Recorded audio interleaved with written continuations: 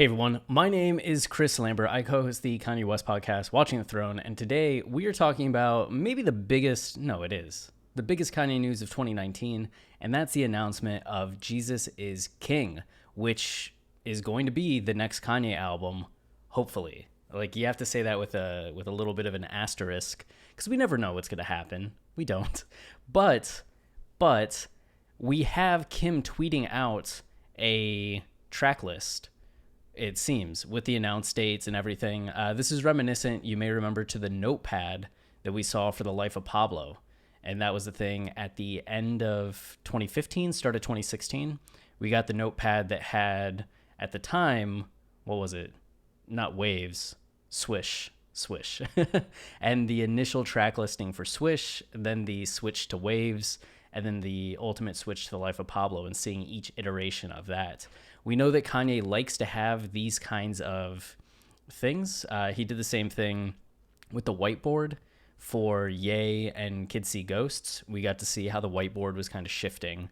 Now we get a manila folder, which I wouldn't exactly expect Kanye to be using to write things down on. Or maybe it's a paper. I thought it was a manila folder, but maybe that is just a sheet of paper. You can see the Bible in the left side of the image, what looks like a jar of lemon water in the upper left, and a flashlight, because sometimes you need a flashlight. You never know when you're going to lose power. Always have a flashlight within arm's reach all the time. And then Jesus is King, the main event, right? We have Clade, Garden, Sella, God is, Baptized, Sierra Canyon, Hands On, Wake the Dead, Water, Through the Valley, Sunday, and Sweet Jesus. Water is the only one of these that we've heard, and that was at Sunday service at Coachella. Kanye premiered it, We Are Water. None of the rest from Yandhi have made it. So maybe some of these have been renamed. Maybe some of the Yandhi songs have been deconstructed and remade into these. Maybe they're just gone forever, especially with the album leaking. They're just like, fuck that. We'll have to see. Nobody knows right now what this will sound like. Is this going to be more gospel? Is this going to be more traditional Kanye, but just kind of going down the path that Kanye typically goes down, fusing religion and hip hop in a way that nobody else does or has done? Like, Life of Pablo was supposed to be a gospel album, and we saw what Kanye did there. So I can understand, especially for me as somebody that's very agnostic and then brought up Jewish, that somebody might be hesitant of like, oh, is this just going to be like a gospel album? I think no matter what Kanye does, it's going to be good music. That's the thing that he's able to do. It's going to be creative, it's going to be catchy, and there's going to be something to appreciate from it. There's also this notepad here. We have a zoom in, Jeffrey Joseph zoomed in for us. You can see it says slaying the demons, changing opinions. It's a pretty good catchphrase, slaying the demons, changing opinions. And there was also I'm going to sound so dumb right now, but the Kid Cudi album, right? Demon slaying, pain. I'm so sorry. But, Cudi and Kanye have worked through depression, and it seems like bonded over working through depression together. They were hospitalized close together and have dealt with things in that vein, which is why Kids See Ghosts was so cathartic for them. So passion, pain, and demon slaying. I got it, right? That's it. Passion, pain, and demon slaying. So you could imagine Kanye kind of maybe taking some inspiration from Cudi and those talks and the work on Kids See Ghosts. Defend all who calls on. And that's explained to the next page or the next paragraph a little more. He will defend and keep safe all who call on his name, which, yeah, that's typically what's associated with God.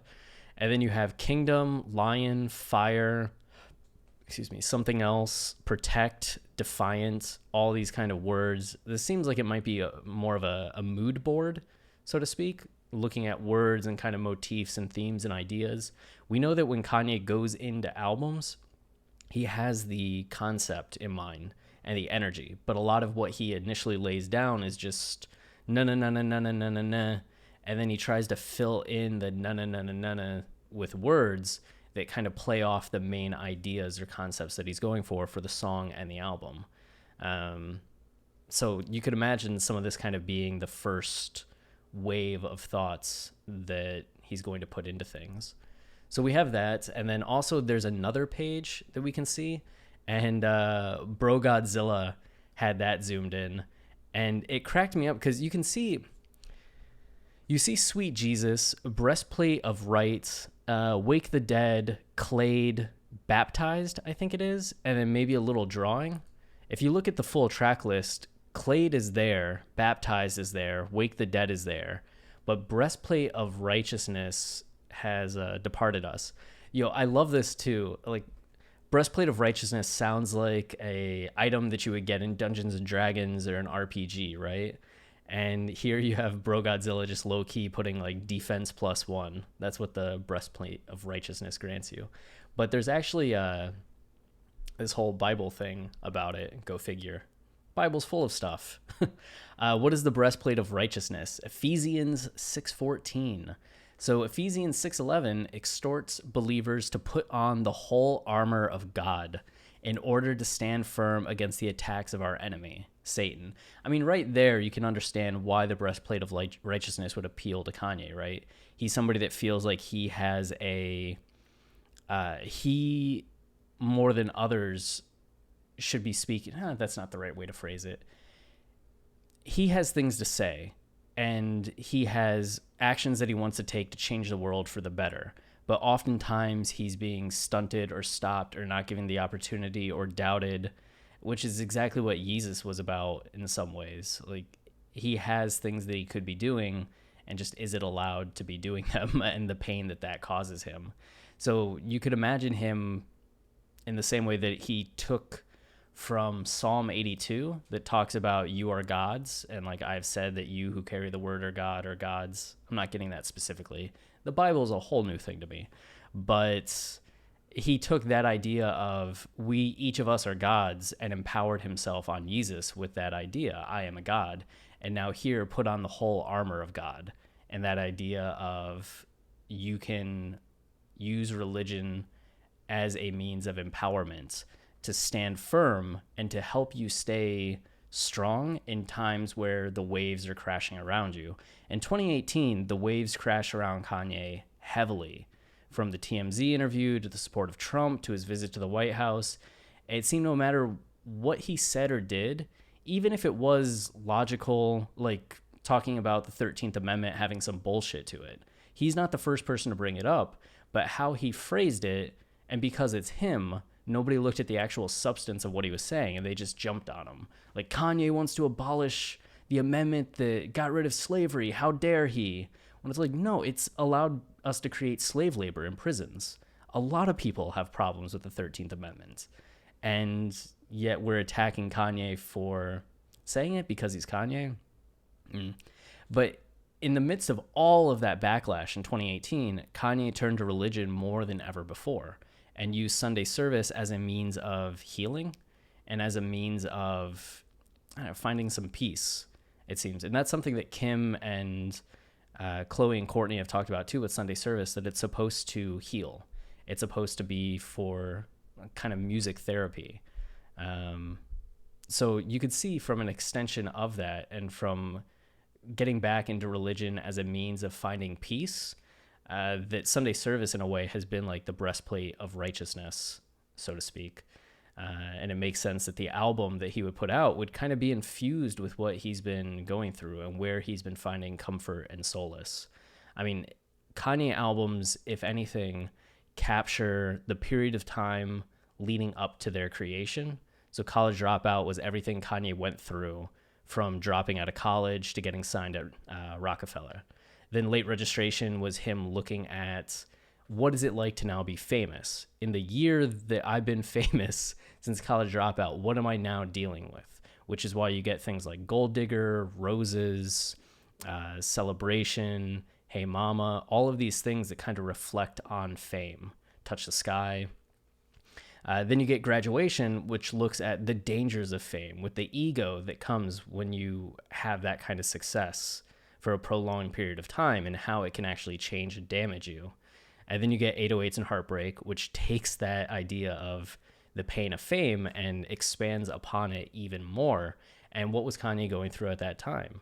Like, he was really reaching a low point of celebrity with his mom passing, with his relationship, his engagement to Alexis Pfeiffer ending, like, all from celebrity and from the pressures of fame and kind of fame culture, which leads to My Beautiful Dark Twisted Fantasy, which explains that in even more detail as Kanye got more indulgent. And just we're seeing him running around with Amber Rose, Hennessy bottles. He really was in the dark, twisted part of his indulgence with fame. And then Yeezus comes out of that, and Yeezus really gets into fashion, him finding Kim, and kind of getting over My Beautiful Dark Twisted Fantasy. So the first part of Yeezus is him still alone and hurting, and the second part is him becoming ready for a relationship and then having Kim enter into the picture and helping change his path. And then you get The Life of Pablo, which details Kanye becoming a father and really struggling with that demarcation between the lifestyle I had lived when I was just a single famous guy and the lifestyle I now have to live that I'm a family man.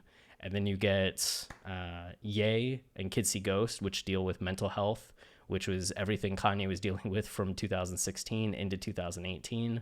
So it makes sense now in 2019 that we're getting an album that seems way more religious, as religion has been something that Kanye has fallen back into as a means of healing and catharsis and made a very instrumental part of his life, as I don't think there's been a Sunday yet that he hasn't had Sunday service happen in 2019. And that kind of consistency, I think, is hard for anybody, especially somebody as busy as Kanye. So for him to have this happen every Sunday, and with the time and attention it must take beyond Sundays, like, this has been a huge undertaking for him. So to celebrate that with an album only makes sense. So as more details come out over the next month, we'll have them here on the channel. We're also going to be doing something fun. The Jesus is King Advent calendar, or Advent podcast episodes for September. So starting September 1st, we'll be doing a bunch of just mini podcast episodes every day to build hype for the album, as if there isn't enough hype already.